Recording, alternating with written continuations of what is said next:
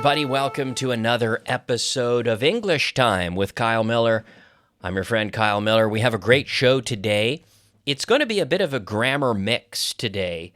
Not a topic show, as I sort of debate every week if I should do talking about a topic or just doing grammar exercises. And today, I think a little bit more towards the line of grammar exercises and a few agility exercises that you can practice. So we're going to do some translation, and then we're also going to have the return of our famous interrogative challenge. And people have asked me for that. So ask no more, no worries, it's back, everybody. So the interrogative challenge coming up on the show, but let's get into it. My name is Kyle Millar. This, of course, is English Time with Kyle Millar. All right, everybody, English time. Yeah, it's that time. It's English time. And we're going to practice a little bit, first with some translation. Then we're going to look at some different expressions today. And we will also get into some interrogative practice. But let's translate. Okay, number one, en voz alta. I need you to say these out loud, not just listening. I need you saying these out loud, right? In your car, in your house. Okay? Here, number one. Sugiero que pidamos prestado el dinero. Sugiero que. I suggest we borrow, pedir prestado, right, to borrow. I suggest we borrow the money. Yeah. I suggest we borrow the money. I suggest we borrow the money. So, prestar, to lend. Pedir prestado, to borrow. I suggest we borrow the money. ¿Cómo vas a conseguir tanto dinero?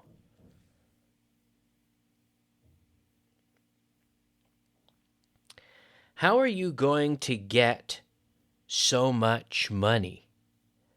How are you going to get so much money? How are you going to get so much money? Tanto dinero. So remember, money is uncountable. So many books. So much money.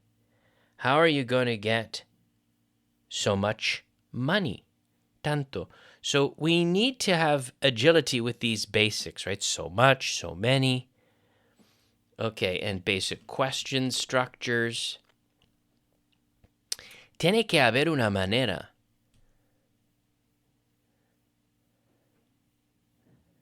There has to be a way. Claro, tiene que haber una manera. There has to be a way. There has to be a way. ¿Por qué no han hecho nada todavía? Why haven't they done anything? Hey, why haven't they done anything? Why haven't they done anything? Nada. La guerra se ha terminado.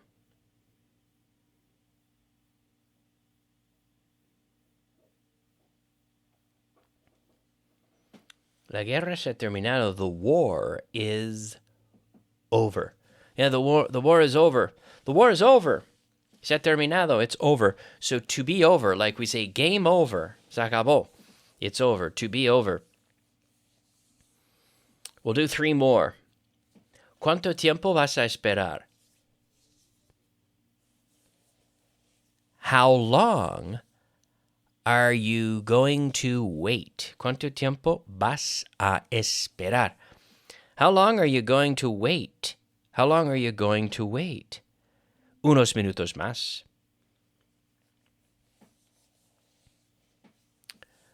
A few more minutes. You could say a few minutes more or a few more minutes. I would probably say a few more minutes. A few more minutes. Y después, ¿qué harás? And then, what will you do? And then what will you do? Y después, y luego? And then what will you do? Ha habido unos cambios recientemente. There have been some changes lately. Últimamente, recientemente. Remember, if you listened to last week's podcast, you know that whenever we use recently, lately, últimamente, recientemente, we're going to use present perfect, right? The present perfect tense. There have been some changes lately. Últimamente, lately, recently, lately, okay? Let's do two more. Dos frases más, since we're here, okay? Two more sentences. Okay. Yo tenía grandes planes para ti.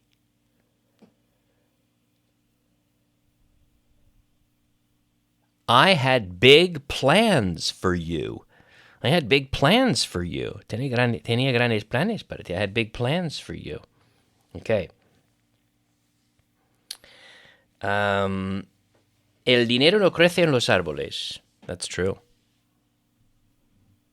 Money doesn't grow on trees. Yeah, that's true. That's for sure. Money. So notice we don't say the money. We say money. Money doesn't grow on trees. Money doesn't grow on trees. No crece en los árboles. So we don't say the trees. We just say trees. Money doesn't grow on trees. Yeah, and that's true.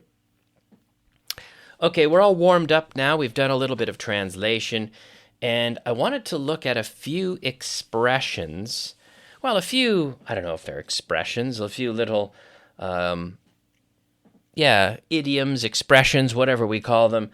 The first one, to take steps, que es nuestra manera de decir tomar medidas. Tomar medidas. We don't say to take. Now, we could have to take measures. By the way, not the same as measurements. To take measurements, that's like when you're a tailor, right? Si eres el sastre. And you're taking measurements because you're making a suit for someone. Well, that's to take measurements. But to take measures, tomar medidas. So to take measures to do something, okay? So, for example, let me give you a few examples, and you can give me an affirmative answer. Okay, so I'll ask a question. Did the management take steps? So we're using to take steps. Did the management take steps to prevent the incident? Say yes. Yes, the management took steps to prevent the incident. The management took steps to prevent the incident.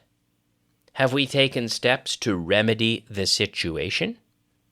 Have we taken steps to remedy the situation? Yes, we've taken steps to remedy the situation. Situ, chu. Not situ, but situ.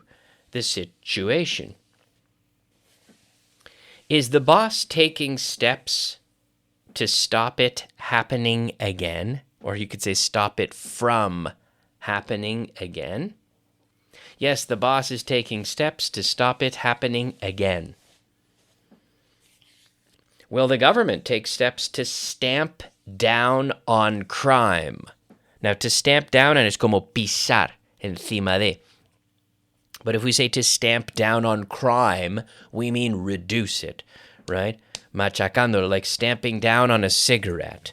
It extinguishes it, para apagarlo. Right? Will the government take steps to stamp down on crime? Yes, the government will take steps to stamp down on crime. Crime. Y fíjate, no digo crime. Crime. You need to close your lips with that M sound, right? So that's our first expression today. To take steps. Take steps. Tomar medidas, to take steps. The next one, to cut corners. To cut corners. And this is like reducir gastos, okay? Como sea. But sometimes it implies doing things in a cheaper way, right? Doing things cheaper, maybe reducing quality, and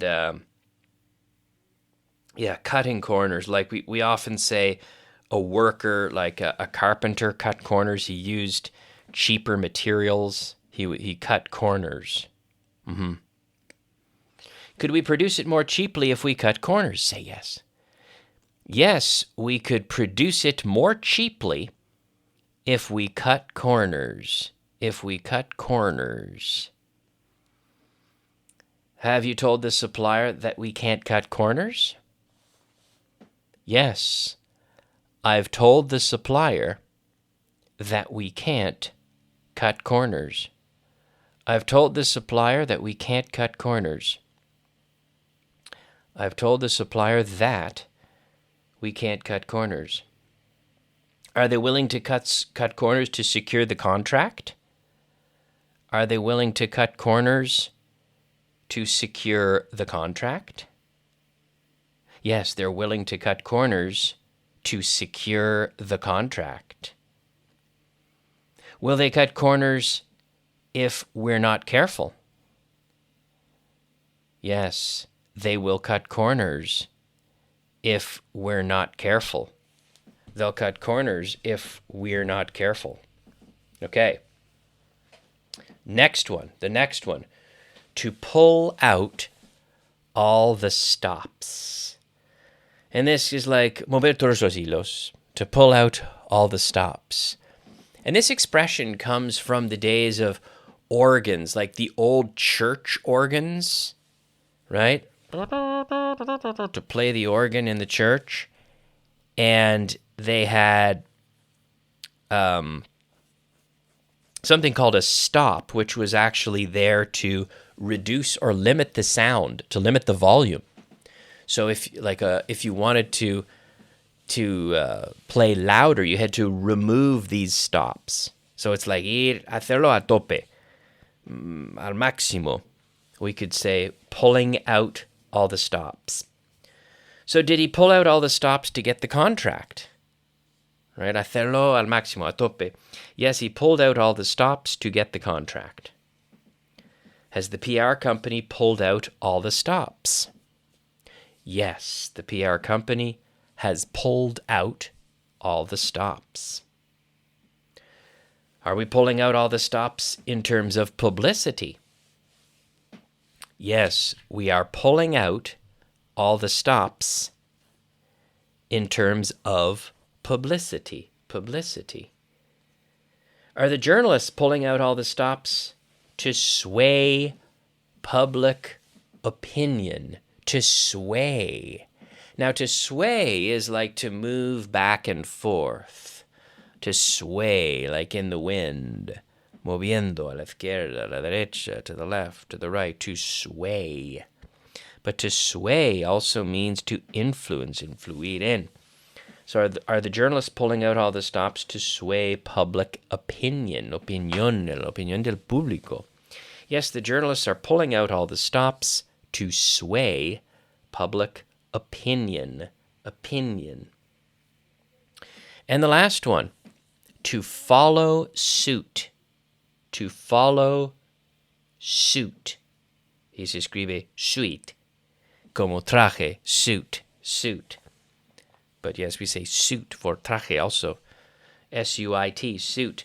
But to follow suit means to seguir el ejemplo, right? To do something the same as, to do what someone else did or has done. So did the education minister follow suit by resigning? Yes. The education minister has followed suit by resigning. Have our competitors followed suit by cutting their prices? Yes. Our competitors have followed suit by cutting their prices.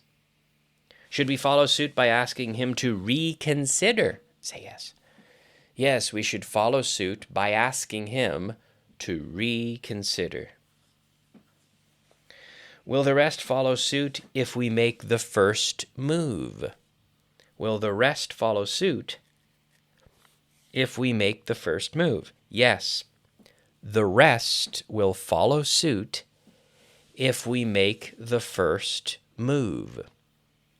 The rest will follow suit if we make the first move. Si hacemos el primer movimiento, no sé, the first move, si actuamos primero, digamos, okay?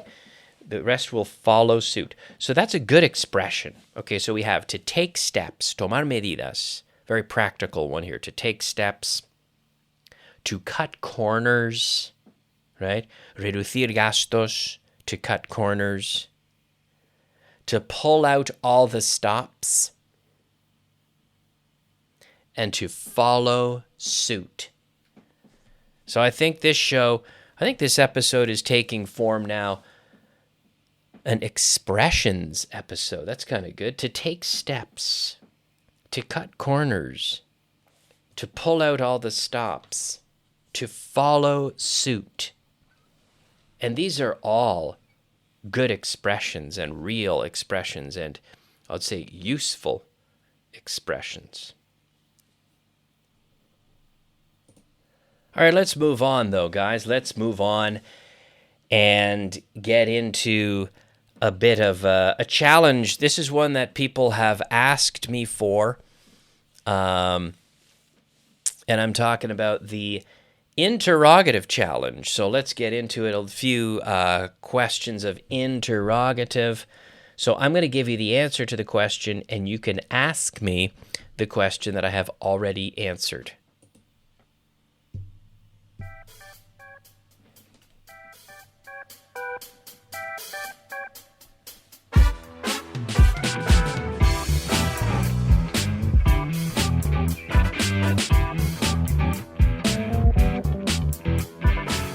All right, a little bit of music for you today with our interrogative challenge. We'll get it started. Okay, number one, they drank milk. What did they drink? Yeah, they drank milk. I'd like a Coke, please.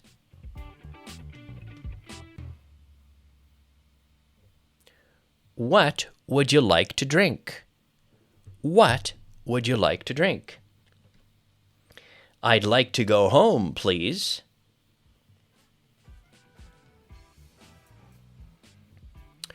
Where would you like to go? Where would you like to go? I'd like 20 euros, please.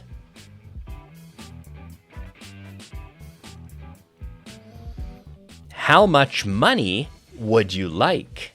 Yes. It was your idea.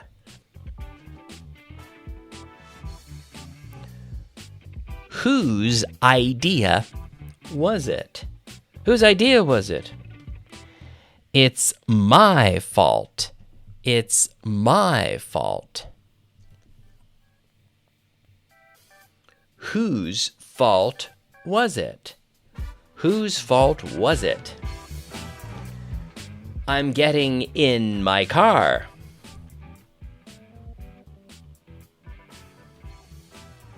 What are you doing? What are you doing? I'm getting in my car. I'm getting in my car.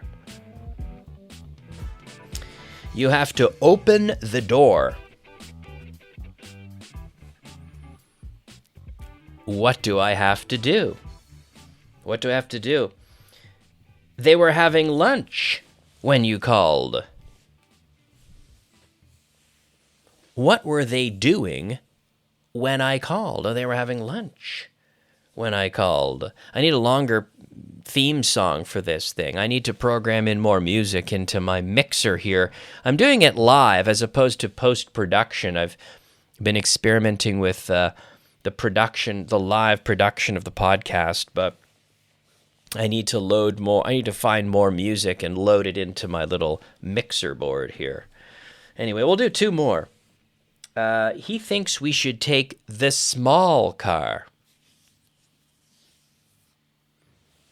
Which car does he think we should take? he thinks we should go to the hotel. Where does he think we should go? Oh, he thinks we should go to the hotel. Where does he think we should go? He thinks we should go to the hotel. Hotel. Y fíjate, decimos hotel. We don't say hotel. The Hotel California. We don't say, that's wrong. And it was the Eagles, I think, that made this, that perpetuated the mispronunciation of this word, hotel. In English, it's hotel. It's funny because in Spanish you say, vamos al hotel. And in English we say, we'll go to the hotel. Con la misma entonación. Pero muchos españoles en inglés digan, hotel. And I don't know why. Maybe it's because of the Hotel California. It should have been the Hotel California, but no. Suena mejor en canción así, entiendo. But they call it poetic license, where they can mispronounce or misuse grammar in songs to sound better, theoretically. But anyway, there you have it, folks. That was our interrogative challenge, and I think we're going to finish there for today. Short but sweet today, a quick one. The shortest episode yet of the English Time with Kyle Miller program, but I'll be back soon with another one. I just wanted to get into some expressions today, the interrogative challenge, some sentences of translation, short but sweet, and this is a good duration, I think. If you can expose yourself every day to 25 minutes of English, but do it every day, do it with consistency. That, my friends, is the key. And we do that in our community, the English Collective. If you're not a member yet, it is the highest value tool for English learning. It's called the English Collective, and you can join it at theenglishcollective.com, and you'll have all sorts of classes, about 25 classes a precio de unos 25 clases a precio de uno. Es una locura. It's, including the recordings and the conversation and all this stuff that we do. I say it's about that much. It's the best value in the market. And we have a great time also practicing our speaking. We have a conversation club inside there. It's an online platform for practicing your speaking with real people. And we'll be meeting there very soon. We meet typically Wednesdays and Saturdays, but we'll probably add more new times as well as more people join. So if you're not a member yet, be sure to join the English Collective at theenglishcollective.com. And I'm going to finish for today, but thanks for listening, everybody. We'll be back soon. I'll be back soon with another episode. So we'll see you then. Bye-bye.